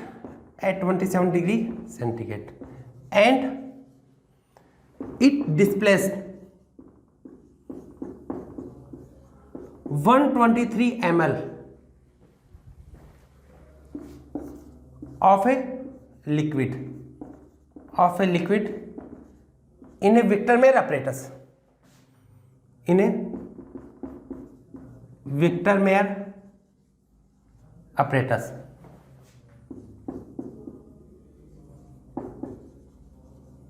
at 1 atmospheric pressure, calculate the molar mass of gas at 27 degree centigrade. और आपको साथ में इसमें ये दे रखा है एक्वस टेंशन इक्वल टू 19 सेमी ऑफ Hg, ये आपको गिवन। पॉज करके खुद से ट्राई करेंगे, कुछ नहीं करना, पीवी इक्वल टू एनआरटी लगाना यहाँ पे भी। फिर जो मोल की टर्म है वॉल्यूम वगैरह उसको अगर पूछा जाए तो उसको रिलेट कर दो। यहाँ पे तो कुछ है ही नहीं। देखिएगा क्या दे रखा है, क्या पूछा आपको, एक अननोन गैस है ए, कितनी है वो 0.3 ग्राम, मास आपको दे दिया, टेम्परेचर आपके पास में ही, it displaced 123 ml of a liquid, इसका मतलब उसका वॉल्यूम कितना हो गया 123 ml। Calculate the molar mass at 27 degree centigrade, और एक फर्स्ट टेंशन आपके पास में आ गई। आपके पास में देखो क्या लगाते हो आप, P dry, volume displaced of liquid,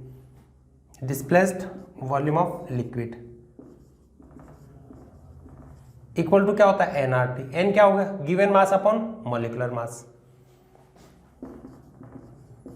are universal gas constant होता है, टी टेम्परेचर इन केल्विन।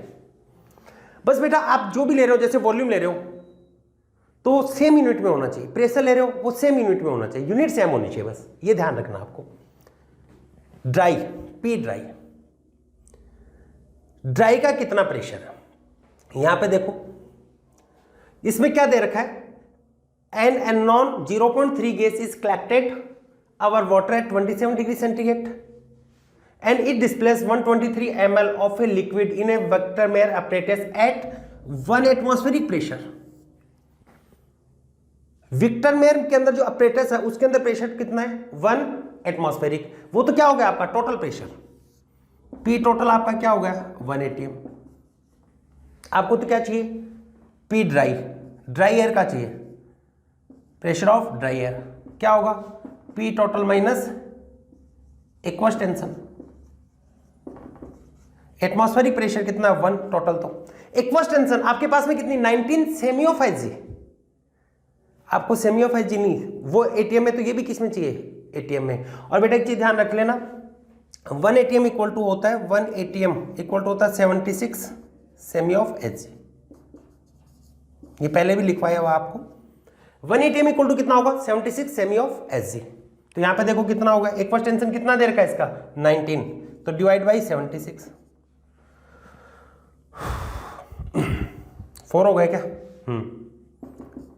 19 4 जा 76 1/4, तो कितना होगा 3/4 ATM। तो इसके कारण बेटा जो ड्राई एयर आपकी उसके अंदर गई है ना, उसके अंदर उस ड्राई एयर का प्रेशर कितना है 3/4 ATM। ये कितना होगा 3/4 इक्वल टू वेट कितना है 0.3, मॉलिक्यूलर मास है, मॉलिक्यूलर वेट है, कैलकुलेट करना। आर एटमॉस्फेयर लीटर में क्या होती है वैल्यू 0.0821। टेम्परेचर केल्विन में 27 दे रखा है, डिग्री सेंटीग्रेड में केल्विन में कन्वर्ट करते हैं बेटा 273 ऐड कर दूं कितना होगा 300.0821, ये कितना है 300। दोनों का मल्टीप्लीकेशन याद रखने के लिए बोला था, कितना होता है 24.6। तो मॉलिक्यूलर मास आप कैलकुलेट करोगे यहां पे, मॉलिक्यूलर मास कितना होगा 0.3 डिवाइड बाई 3 मल्टीप्लाई 4 24.6।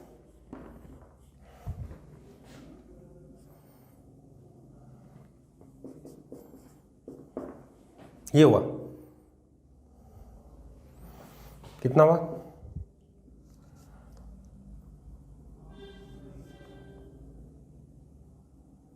कितना 6 4 जा 24 4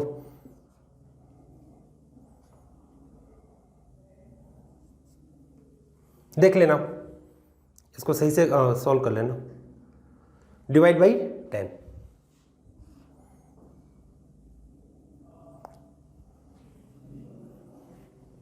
10 से और डिवाइड करते हैं, देख लेना जो भी आता है वो। इसका क्या होगा ये बेटा कैलकुलेशन ये अपने से सॉल्व कर लेना, ठीक है।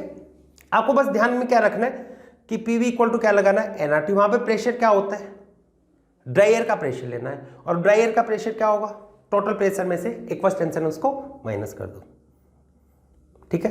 सॉल्व कर लेना इसका जो भी आता है, ठीक है। नेक्स्ट एक और करवा देता हूं आपको, कुछ नहीं यहां पर बेटा पीवी इक्वल टू एनआरटी लगाना। वहां पर जो प्रेशर ले रहे हो ना, यहां पे जो प्रेशर होगा वो ड्राई एयर का होगा। ड्राई एयर का क्या होता है टोटल माइनस एक फर्स्ट टेंशन। नोट कर लीजिए इसको, नोट कर लिया। ये अपने से कैलकुलेट करके लिख लेना, देख लेना जो भी है।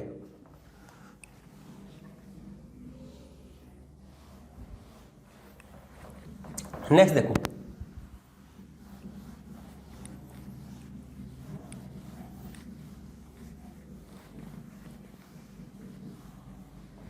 चलो मैं उस साइड में कैसा लिखता हूं, इस साइड में फिर सॉल्व करते हैं। देखो यहां पे मैं लिख देता हूं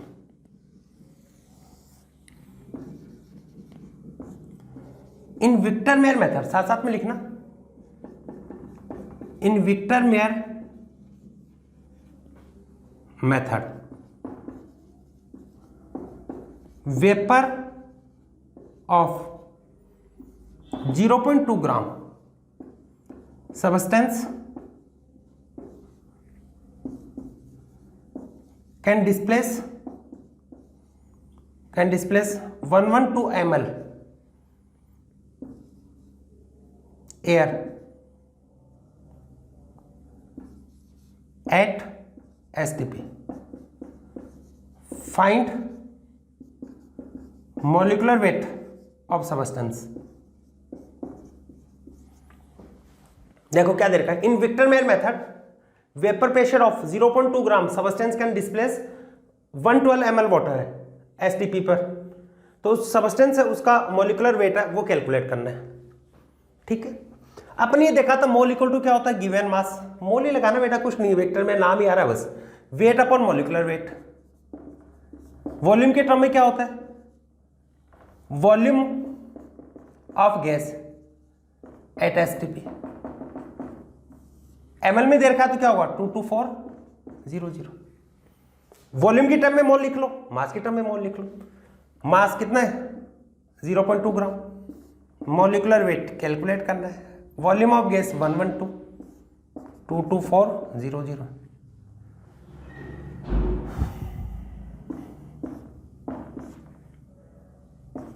हुआ क्या 200 हो गया। मॉलिकुलर वेट कितना हुआ 0.2 मल्टीप्लाई ये हुआ तो कितना हो गया 40। क्लियर है? तो इस टाइप से बेटा विक्टरमैन मेथड है, इससे अपन मॉलिकुलर मास उसको कैलकुलेट कर सकते हैं। ठीक है, नोट कीजिए इसको। Next method for molecular weight determination of compound. Next method है silver salt method. Silver salt method for molecular weight determination. अब देखो ये वाला मेथड किसके लिए यूज में लेंगे बेटा, ये वाला मेथड यूज में लिया जाता है ऑर्गेनिक एसिड्स है उनके मॉलिकुलर वेट डिटर्मिनेशन में। लिखेंगे इट इज यूज्ड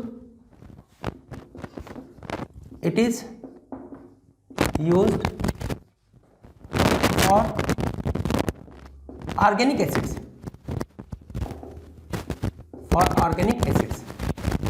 आप लिख सकते हैं it is used for molecular weight determination of organic acid.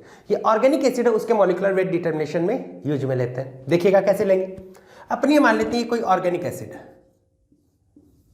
इस टाइप का कोई ऑर्गेनिक एसिड है, इसका आपको मॉलिकुलर वेट है, इसको डिटरमाइन करना है।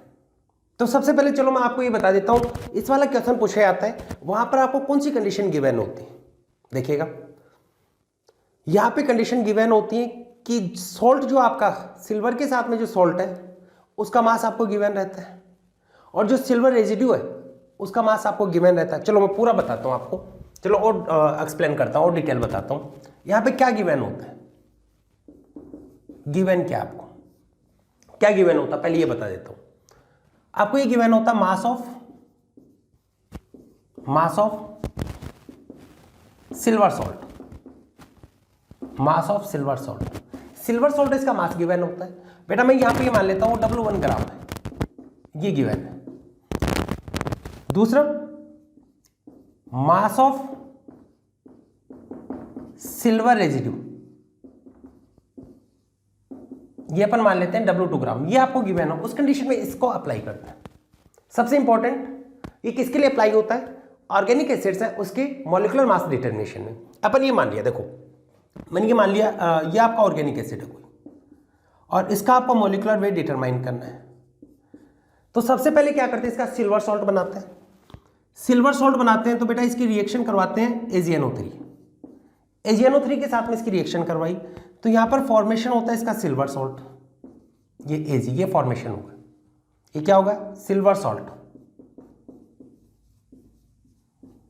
Silver salt of acid. देखो एक H+ निकल गया, उसकी जगह क्या होगा Ag, यानी ये मोनोबेसिक टाइप का एसिड लिया। मोनोबेसिक क्या होते हैं, जो एक H+ आयन देते हैं वो मोनोबेसिक, तो 2 H+ आयन देंगे वो क्या होगा डाइबेसिक। तो कोई भी एसिड है जितने H+ आयन डोनेट करता है उसको उसकी बेसिसिटी भी कहा जाता है। नेक्स्ट देखिएगा, अब इसको आप हीट करते हो at high heating, at high heating. High heat करने पे यहां पे सिर्फ आपके पास में क्या बनता है, बचता है सिल्वर रेजिड्यू। अब देखो यहां पे इसका मास आपको क्वेश्चन में गिवन रहता है, ये मान लिया अपन ने क्या है W1 ग्राम, इसका मास भी आपको गिवन रहता है, ये अपन ने कंसीडर कर लिया क्या हो गया W2 ग्राम। क्लियर है, ये सब तो आपको क्वेश्चन में गिवन है, क्वेश्चन में क्या गिवन होता है वो आपको बताया है। ठीक है, अब यहां पे आपको कैलकुलेट करना है इसका मॉलिक्यूलर मास। तो देखो क्या होगा, इन दोनों के मोल को बराबर कर दो। देखो mole of salt equal to होता mole of silver. Mole of silver salt किसके इक्वल आता है, यहां पर मोल ऑफ Ag के इक्वल आता है। मोल क्या होता है, गिवन मास अपन मॉलिक्यूलर मास। कितना मास गिवन है इसका W1। अब मॉलिक्यूलर मास देखो, एसिड का मॉलिक्यूलर मास है MWT, लिख रहा हूं मॉलिक्यूलर मास। क्या ये पूरा का पूरा मॉलिक्यूलर मास यहां पे इन्वॉल्व हो रहा है क्या, नहीं, यहां पे तो H भी था ना, H का एटॉमिक मास 1 होता है, तो यहां तो H हट गया, तो यहां से इसके अंदर जो मॉलिक्यूलर मास होगा सॉल्ट में इससे एक कम होगा, इसकी कंपैरिजन में -1 होगा, प्लस Ag, और Ag का होता 108। सिल्वर के लिए मास कितना हो गया W2, एटॉमिक मास कितना होता है 108। सॉल्व करेंगे क्या होगा, W1 upon molecular weight of acid -1 + 108, कितना रिमेन है 107, इक्वल टू W2 अपॉन 108। ये इसके मॉल हो गए।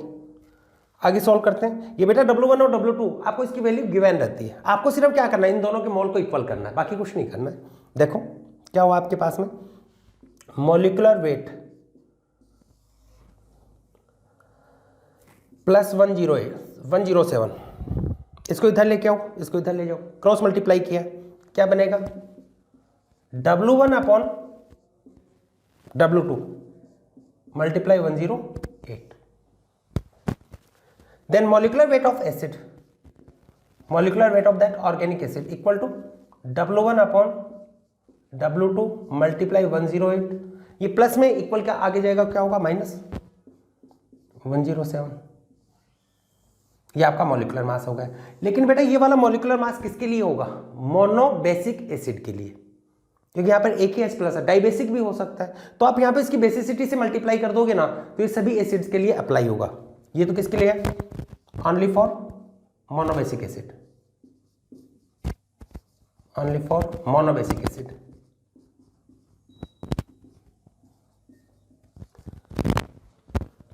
अब देखो सभी एसिड के लिए लगाना हो तो मॉलिकुलर वेट इक्वल टू होगा W1 upon W2 multiply 108 minus 107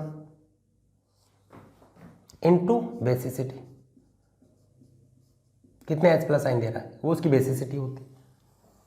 अगर आपने इसकी बेसिसिटी से मल्टीप्लाई कर दिया तो डाइबेसिक हो, ट्राइबेसिक हो, पॉलीबेसिक हो, कैसा भी हो सबके लिए एप्लीकेबल होगा, for all acid, for all organic acids. तो ये नेक्स्ट मेथड था आपका silver salt method.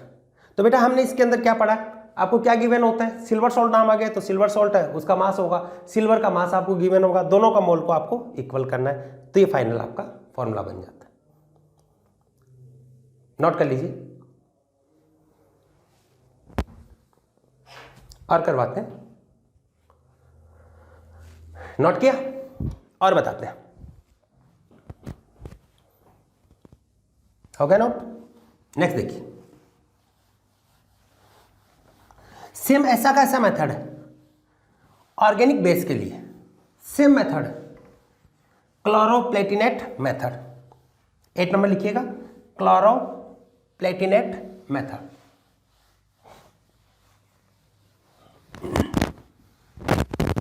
Next method आपका 8 नंबर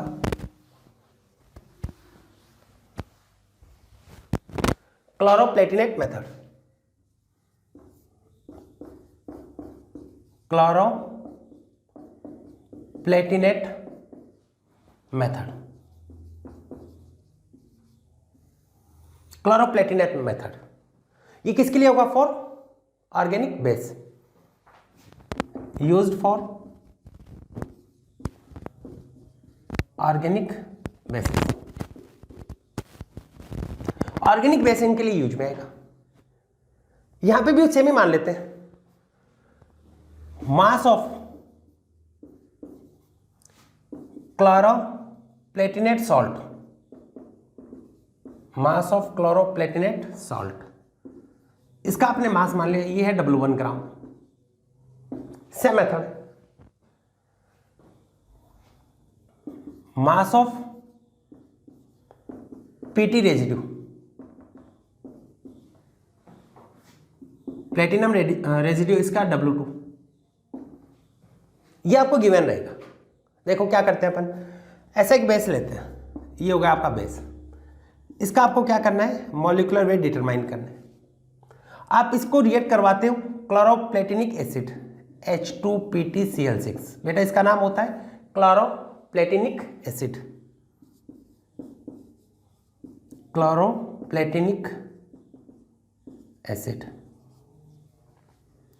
इसके साथ में रिएक्ट करके ये बनाता है B2H2PtCl6, ये इसका क्या बन गया, सॉल्ट, क्लोरोप्लेटिनेट सॉल्ट। यहां पर भी हाई हीटिंग, हाई टेम्परेचर पे आपको क्या मिलेगा, PT residue.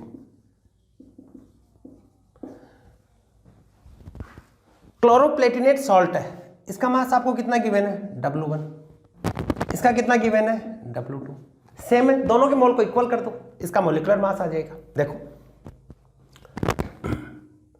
Mole of salt equal to mole of Pt, mole given mass upon molecular mass, given mass W1 upon molecular mass, एक बेस B है, यहाँ पे B2 है, इसका मतलब कितने का मोलिकुलर मास होगा 2 into molecular weight of base. ये मोलिकुलर वेट आपको कैलकुलेट करना है बेटा। इसका आप देखोगे इस पूरे का होता है, प्लेटिनम है उसका होता है 195 होता है, इसका टोटल आप देखते हो तो ये ऑलमोस्ट आता है 400। एक बार मैं एग्जैक्ट चेक कर लेता हूं कि इसका एग्जैक्ट कितना होता है, 410 होता है पूरा एक क्लोरोप्लेटिनेट, ये लोगों ने प्लेटिनिक एसिड 410। वैसे क्वेश्चन में दिया हुआ भी मिलता है कि PTCl H2PTCl6 है, इसका कितना 410। ये आप सबको ऐड करके कैलकुलेट भी कर सकते हो, जैसे इसका कितना होगा 195, एक हाइड्रोजन का 1 होता है 2 हो गया 2 का, एक Cl का कितना होता है 35.5 मल्टीप्लाई बाई 6, तो सबको ऐड करोगे तो क्या होगा 410। PT इसका क्या होगा W2, मॉलिक्यूलर एटॉमिक मास इसका होता है 195, तो इससे आपके पास में क्या होगा मॉलिक्यूलर वेट आ जाएगा। वो मॉलिक्यूलर वेट किसका होगा इस बेस का। देखो तो आप यहाँ पे क्या लिख सकते हैं, आप यहाँ पे लिखेंगे 2 molecular weight plus 410 equal to W1 upon W2 multiply 195। ये क्या आगे करोगे तो ये कहाँ चला जाएगा 410 माइनस में चला जाएगा, मॉलिक्यूलर वेट 2 है तो उधर क्या होगा 2 1 में अपॉन में चला जाएगा, तो यहाँ पे क्या हुआ आपके पास में मॉलिक्यूलर वेट इक्वल टू 1/2, इधर जाओगे तो 1/2 में आएगा ना अपॉन में, मैं पहले ही लिख देता हूँ उसको, into W1 upon W2 multiply 195 minus 410। अगर मैं इसको इसकी एसिडिटी से मल्टीप्लाई कर दूं, एसिडिटी क्या होती है, कोई भी बेस जितने OH नेगेटिव आयन देता है वो उसकी एसिडिटी होती है, मल्टीप्लाई बाई एसिडिटी, एसिडिटी से मल्टीप्लाई कर दिया, it means it is applicable for all base, तो ये किसके लिए एप्लीकेबल होगा फॉर ऑल बेस, सभी बेस के लिए एप्लीकेबल होगा। बेटा यहाँ पे कुछ नहीं करना, जैसे क्लोरोप्लेटिनेट मेथड है तो सॉल्ट दिया रहेगा और पीटी दिया रहेगा, दोनों के मोल को इक्वल कर दूं, मोल क्या होता है गिवन मास अपॉन मॉलिक्यूलर मास। ऐसे ही सिल्वर सॉल्ट मेथड में भी क्या करोगे, सिल्वर सॉल्ट गिवन होगा और सिल्वर गिवन होगा, दोनों के मोल को इक्वल कर दो, मोल क्या होता है गिवन मास अपॉन मॉलिक्यूलर मास। नोट कीजिए इसको और करवाते हैं, क्लास मेथड होता है। हालांकि बेटा इतना ज़्यादा इंपॉर्टेंट नहीं है, अभी तक नीट में से क्वेश्चन नहीं पूछा गया, मैं आपको बता देता हूँ, लेकिन फिर भी आपको आना चाहिए, करना कुछ नहीं है क्योंकि इससे आपके कंसेप्ट डेवलप होंगे। किस टाइप से, क्या आपको पता चलेगा ऐसे होगा, स्टोइकियोमेट्री सेम होता है तो आप क्वेश्चन को कैसे सॉल्व कर सकते हो, दोनों के मोल को इक्वल करके सॉल्व कर सकते हो। ठीक है, और बताते हैं, नोट कर लिया इसको, शाबाश। और देखिए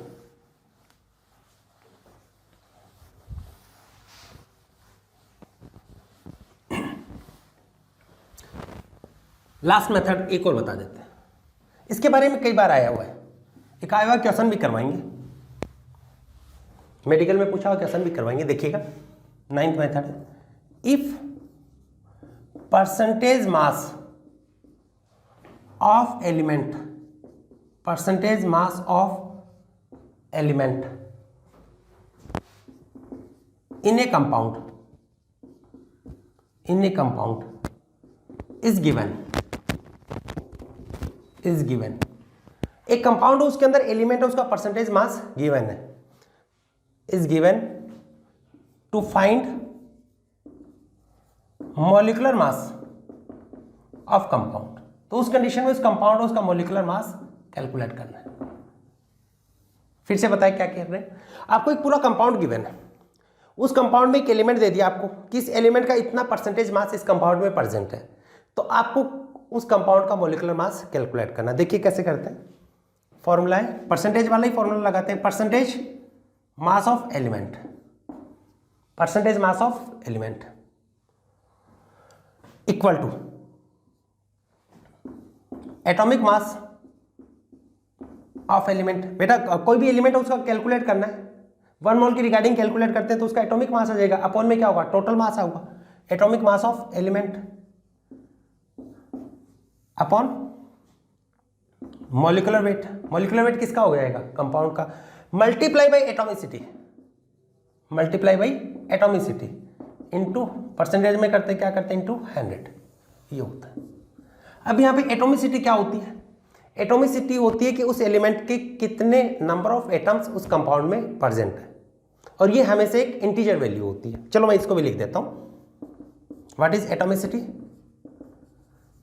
atomicity, atomicity is number of atom,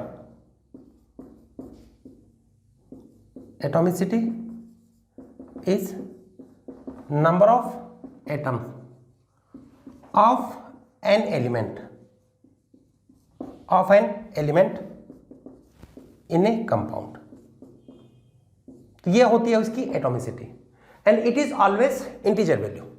और ये क्या होगी, it is always integer value, ये आपको इंटीजर वैल्यू मिलेगी, यानी फ्रैक्शनल वैल्यू नहीं होगी। एटॉमिसिटी क्या होती है यहाँ पे, इंटीजर वैल्यू, ठीक है। तो वो ये परसेंटेज, आप परसेंटेज कैसे कैलकुलेट करते हो, जैसे आप अपने मार्क्स का परसेंटेज कैलकुलेट करते हो तो टोटल नीचे रखते हो, ऊपर क्या करते हो, कितने आपने गेन किए, मल्टीप्लाई बाई 100, सेम मेथड, बहुत इजी सा मेथड है। देखो मेडिकल में आए हो, क्वेश्चन करवाते हैं, लिखिएगा,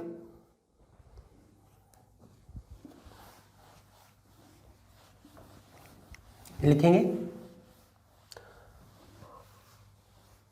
percentage mass of nitrogen, percentage mass of nitrogen, question लिखिएगा, percentage mass of nitrogen in a compound is 20%. Calculate the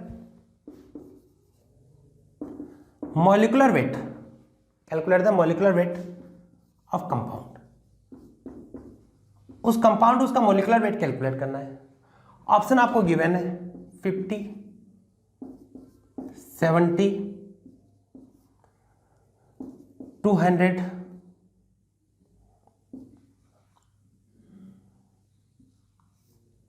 ये 70 नहीं था, ये था 60, 140, ये गिवन था। आपको बताना है उसका कौन सा मोलिकुलर मास होगा। तो जब भी किसी भी एलिमेंट का परसेंटेज गिवन होता है, परसेंटेज का बेटा कोई भी हो तो एक ही मेथड होता है, तो percentage of element equal to क्या लिखोगे, atomic mass of element upon molecular weight. इसको मैं इधर लिख देता हूं थोड़ा,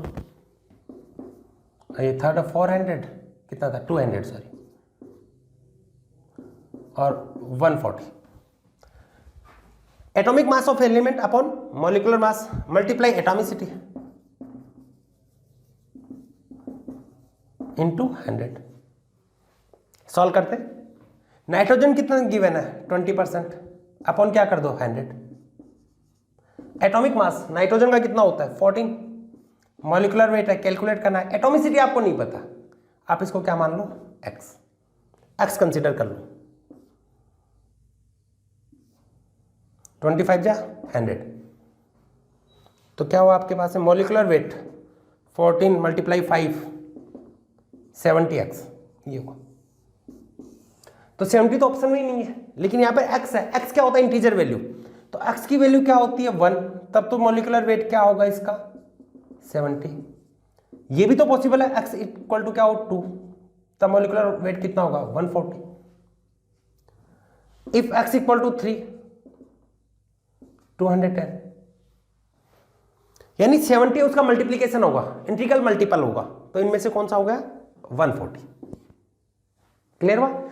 तो बेटा ये थे मॉलिक्यूलर वेट डिटर्मिनेशन के मेथड।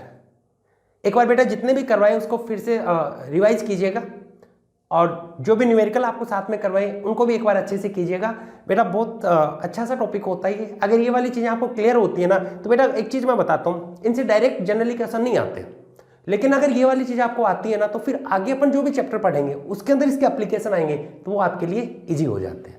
मिलते हैं नेक्स्ट लेक्चर के साथ में, तब तक ऑल द वेरी बेस्ट।